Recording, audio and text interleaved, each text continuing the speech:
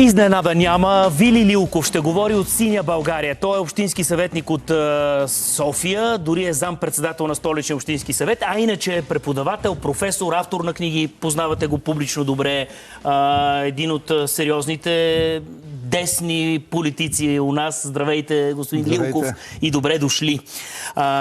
Като политик на Синя България, направо да ви питам, размива ли се дясното в България? Защо една такава и къде отива то? Къде се топи? В какво се превръща? Защо се получава така, в криза ли е дясното, че един политик като Румен Радев, който въобще ни най-малко не може да бъде наречен десен, защо той добива такава мощ и е натоварен с такива големи очаквания? Защо се получава така? На първо място ще кажа, че не е лесно да си десен в България. Защото всеки нов политически проект започва като центристски проект. Спасители на България и нови лица, колкото искаме, но те винаги са влизали с цел, както се казва, да размият терена. Сега, ако трябва да водим разговор за дясното едно, няма да ни стигне цялото предаване. Но ако трябва да говорим за това, което се случва в момента, аз бих казал следното. За мен господин екс-президента или абдикиралия президент не е ново лице. И огромна грешка може да се направи, ако започнем да коментираме неговата поява в момента и неговия политически проект от гледна точка на това, което той сега казва. Трябва да мине един разговор за това какво през последните 9 години и как президента Радев се е представил като политик. И този разговор, ако не го проведем, може да се окаже, че много хора ще допуснат грешка в своя избор и в своята преценка какво представлява новия политически проект. И аз искам да напомня и още нещо. Как се появи Румен Радев на политическия терен. Изобщо. Забравихме ли плана Решетников? Забравихме ли интервютата на Решетников след избора на Румен Радев, в които той казва в прав текст, казва, че Запада се е провалил в избора за президент на България и че един русофил е начело на президентската институция. Че в първия му мандат е рано да се говори за напускане на НАТО, но този въпрос може да се постави по-нататък и огромно значение за това имат факторите Путин и фактора Тръмп. Цитирам. И освен това, самия Решетников заявява, че една от задачите е да се смени българския политически елит, който се е слял с европейския елит, и това е задача на следващ етап. Тоест, ако трябва да коментирам това, което се случва в момента, за мен, разбира се, много хора може да не се съгласят с мен, в момента сме на етап гледане на втора част или втора серия на филма План Решетников. И това мога да го подкрепя и с много други факти, защото в последните години Румен Радев е заемал позиции изцяло, които съвпадат с позициите на Кремъл и някои от тях са в разрез с позициите на Европейския съюз. Изпреварихте ми въпроса, кои са белезите, по които съдите за хипотезата, че има промяна в геополитическата ни ориентация. Този въпрос беше зададен, знаете, и в предаването Панорама, на който Радев отговори. Ами нека да припомним позициите по отношение на Украйна, които драстично се разминаваха с тези на нашите европейски партньори, с които ние сме задължени да консолидираме позиции, преди това да обсъждаме и така нататък. На първо място, дълго време след началото на войната в Украйна, той наричаше войната конфликт, без да посочва конкретния агресор и съответно жертвата. От друга страна, той на няколко пъти заявява: Украйна желае да води тази война. Много моля. Украйна не желая да води тази война. И добавяше: а сметката я плаща Европа. Абсолютна позиция, която е издържана в линията на руската позиция. И аз искам да напомня нещо друго, защото все пак се занимавам и с ровене в историята. Имам такова любопитство. Хитлер, когато напада Полша, той казва: Полша иска да води тази война и ще я получи. Ами, много ви моля, тази война в Украйна е открита агресия на Русия и жертвата е Украйна. От друга страна, непрекъснатите призиви за сядане на масата за преговори и за дипломатическо решение на въпроса е много коварна теза, която изповядват и самите руснаци. Откъде на къде ще приравняваме вълка и агнето? Не може вълка и агнето да преговарят, ако агнето не е въоръжено. И тези позиции са изцяло в подкрепа на руските позиции. Професор Лилков, в тази сложност на темите, нека да въведем и дясната сила. Искам да добавя и още нещо. Ами хората забравиха, че 2018 година, когато Мадуро фалшифицира изборите в Венецуела и 26 от 27 държави в Европейския съюз не признаха изборите и заклеймиха това, което се извършва в Венецуела, единствено нашия президент беше на позиция, че трябва да признаем изборите в Венецуела. И знаете ли кои тогава бяха на тази позиция? Куба, Северна Корея, Русия, Китай. Много моля, той непрекъснато се опитва да ни нарежда в тази редичка.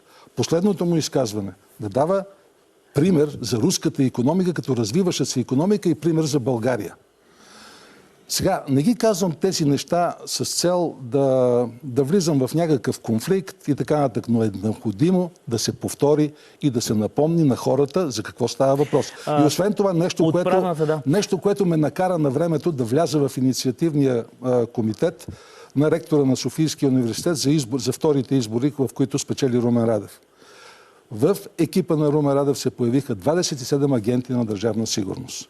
И когато говорим за олигархия и когато говорим за борба с олигархията, ами нека да кажа още нещо и да преминем, може би, към другите теми на предаването. Нека някой да ми каже, има ли български олигарх, който да не е свързан с бившата БКП, бившата стопанска номенклатура от преди 1989 година и с Държавна сигурност? Това е олигархията в България. И ако той е готов да се бори с тази олигархия, що щат тези 27 агенти на Държавна сигурност в неговия инициативен комитет? Ами нека да огледаме и службите, за които той пряко отговаряше и извършваше преки назначения. Тук няма да споменавам имена, всеки може да провери много лесно и да види, че там е пълно с хора, които имат минало свързано или с Държавна сигурност, или с руските разузнавателни служби. В този смисъл, ако ще започнем разговора, да го започнем от тук.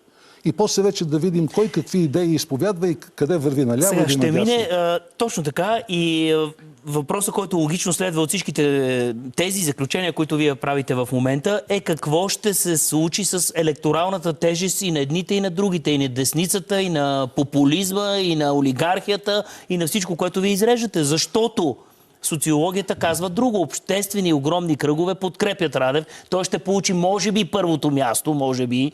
А пък Синя България не получава никакво място, защото вие от години, като се зададат избори, се появявате на хоризонта и никога до никъде. Сега. И затова ви пита, в криза ли е дясното? Но, за да обогатя малко въпроса, градската десница, пък вие знаете, че тя също е малко така раздвоена. Тя не знае сега в какво да повярва. В това, че Радев ще деконструира олигархията и ще деконструира модела Борисов и Пеевски ли, или в това, че той повече няма да отговаря на въпроса, че е Крим, което виждам, че и вас ви боли. Ако целта е да заменим вашите олигарси с нашите олигарси, то играта е една. А ако целта е да се борим с олигархията, то въпросът е друг. Но вие казвате какво ще се случи. Това е работа на социолозите. Нека те да анализират.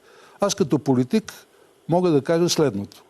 Необходимо е много мощно дясно обединение в момента, което да спре тази популистка вълна, която се задава. И Синя България е генератора именно на това. Аз съм политик и заедно с моите колеги от Синя България казваме следното. Всеки политически проект и всяко политическо усилие, което е насочено на там да се спре тази популистка, русофилска и антизападна вълна, която се задава, ще бъде оправдано в България и ние ще работим за това. Намираме се в етап, далече сме от самата предизборна кампания и сме готови да работим заедно с всички, които се определят себе си като десни. И като готови да държат, както Радев, страни от управлението, така и Пеевски в страни от управлението. На етап сме, в който трябва да преодолеем дребните политически различия и да създадем мощен фронт, който да се противопостави на това и който в последствие, забележете, да излезе на следващите президентски избори и да застане зад кандидатура, която е различна от профила на досегашния президент Румен Радев. Имате ли такава? За сега ще работим заедно с потенциалните партньори, които се Не появят... беше ли крайния срок още в края на миналата година? Декември 2025 се очакваше. По този въпрос има хора, които работят. По тази тема сме започнали разговори, но сегашната политическа ситуация малко попромени нещата. Разбира се. Първодните, казвате първодните избори, пък едно по едно. Да. Това обаче е важна тема, защото ето в активност вече е и сегашния президент Иляна Йотова, за която казва, че тази една година точно това ще прави. Ще се утвърждава, ще действа. Да, а Румен Радев 9 години подготвяше своя политически проект. Всяко негово появяване беше опит да разгъва килимчето пред себе си за влизане в политиката. И най-глупавото беше, че много хора, които аз наричам полезни идиоти, това не е мой термин, това Ленин го е казал на времето за всички тези, които са възхвалявали комунизма, които лягаха на това килимче и се възхищаваха от дигнатия юмрук на президента. Искам да напомня, тъй като ще говорим за моята книга "Синове на сатаната". Много често този юмрук, който се явява като обединител по площадите, в последствие се превръща в юмрука, който смачква демокрацията и свободата, и това е корицата на моята книга. Ако искате, ще обърнем, разбира се, внимание. Само един междинен въпрос и накрая за книгата. Преди това обаче, смятате ли, че в условията на избори цената на платеното паркиране, тук вече ви хвърлям съвсем в столичния общински съвет, няма да се промени, въпреки че Върховният административен съд разреши повишаване на цената? Сериозен въпрос. Аз ви предлагам, тъй като едно от нещата, които липсват, не като критика, казвам го приятелски на предаването, едно от нещата, които липсват, е сериозния разговор за София. И аз съм готов да дойда и да говорим сериозно за София. Не сме софийско предаване. Не ни обвинявайте, че нямаме сериозен разговор. Този въпрос с паркирането е свързан с живота на 25% от населението на България. 25% от българите живеят в София. В София има 1 100 000 автомобила. Моторизация 2 пъти по-голяма или повече от тази на Виена и на Берлин. В София има огромен пространствен проблем с автомобилите. Ние просто физически няма къде да ги разположим. И ако започнем разговора за паркирането от следната позиция: ама вижте, аз живея еди къде си, искам да имам едно парко място да ми даде общината, за да си паркирам, този разговор е невъзможен. Защото ние чисто физически няма къде да разположим тези 1 100 000 автомобила. Затова е необходимо да се въведе определен ред. И този ред да може да доведе до това, че да накара хората лека по лека да се качат на обществените превозни средства, за които общината отделя стотици милиони в последните години. И нещо друго искам да кажа. Тъй като говорим за цената на паркирането, тя действително се вдига, но искам да отбележа: 2 евро в момента имат по-ниска покупателна способност от 2 лева преди 13 години. Това трябва да се има в предвид, когато се говори за драстично повишаване. От друга страна обаче... Това какъв показател е? Извинявайте, какво означава това? Колко е скъпо? Че е скъпо или че не забогатяваме?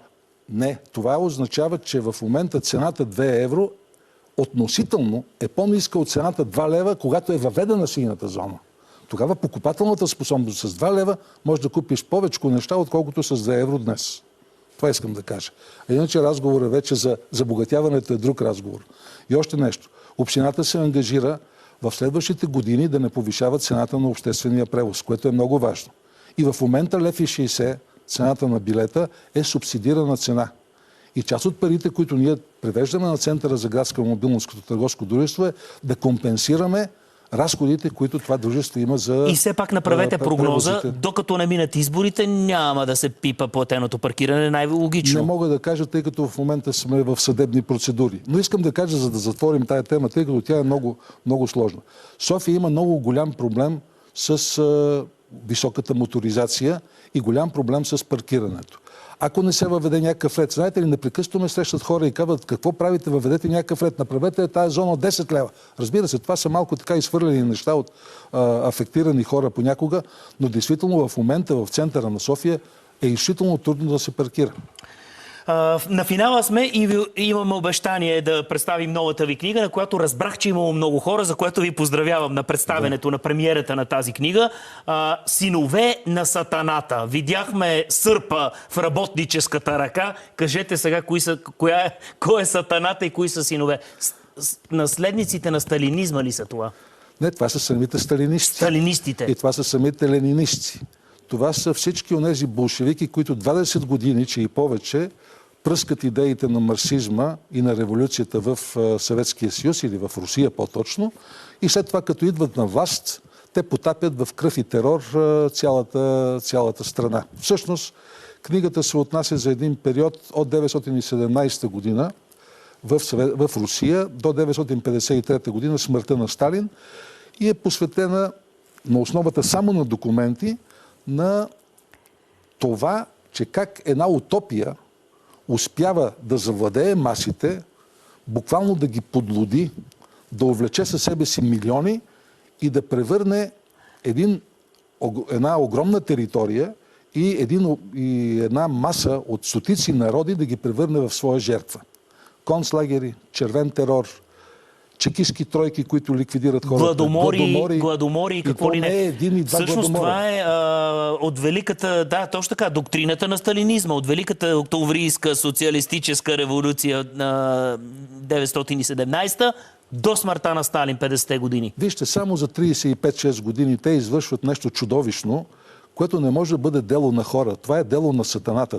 Тези хора, болшевиките, обкръжението на Ленин, Троцки, на Сталин, на Свердлов, на Зиновиев, на Каменев, тези, които правят Коминтерна, обкръжението е обкръжение на фанатици, на престъпници, снабдени с идеология. Това са идеологически престъпници, които се появяват в онези години.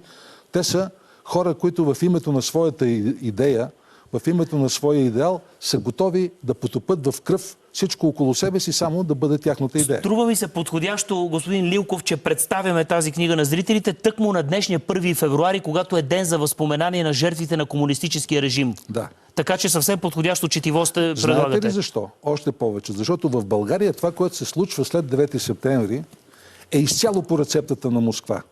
Там имаме период на червен терор, при който масово се избиват хора. Тук имаме също такъв период, макар и по-кратък. Там има период на революционни трибунали и народни съдилища, тук имаме също народен съд. Там има концлагери и изселване, тук има също концлагери и изселване. Там има показни съдебни процеси срещу определени групи, да не ги изреждам. Всяка една група от обществото е селектирана и е подложена, нейният елит е подложен на групови процеси. Същото се прави и в България. Между другото, за тях се знае много малко. Национализация. И в България национализация.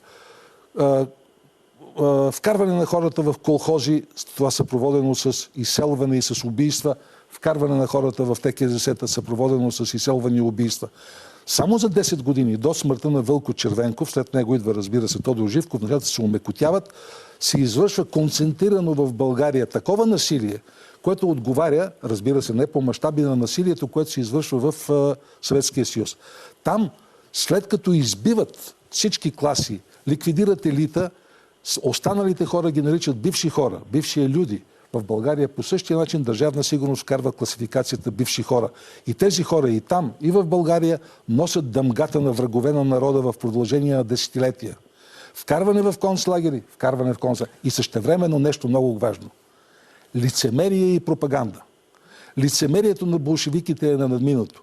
Когато народа умира от глад, когато умират милиони хора от гладомор в Украйна и на други места в Съветския съюз, червената номенклатура тъне в разкош. По същия начин червената номенклатура, която непрекъснато се опитва в момента със своите метастази да поставя под съмнение европейския проект на България, е живяла по същия начин в разкош в България през всичките тези години. Едни исторически паралели, които впрочем няма да бъдат полезни само в този контекст. Историческия смисъл на думата е един разказ, който държа в ръцете си. Той е на Вили Лилков, наречен "Синове на сатаната". Много зловещо звучи. Аз ви благодаря за участието и за гостуването. И сме готови да продължим малко по-ведро, професоре, веднага след рекламите по БНТ 1.